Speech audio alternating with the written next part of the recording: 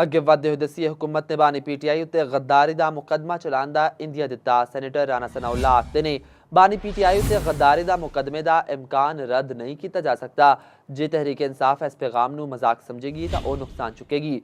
फौज के सरबराह के खिलाफ हद पार की गई तो इस बर्दाश्त नहीं किया जाएगा। भैन नाल मुलाकात के बाद बानी PTI के अकाउंट तो जेड़ा ट्वीट आया उसके बाद फैसला हो गया। PTI का अंजाम बानी MKM तो वखरा नहीं लगता।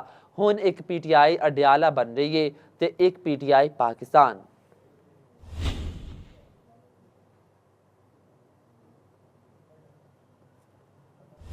जी बिल्कुल अपडेट कर रहे हैं। राणा सनाउल्लाह ने आख्या बानी PTI उत्ते गद्दारी का मुकदमे का इम्कान रद्द नहीं किया जा सकता।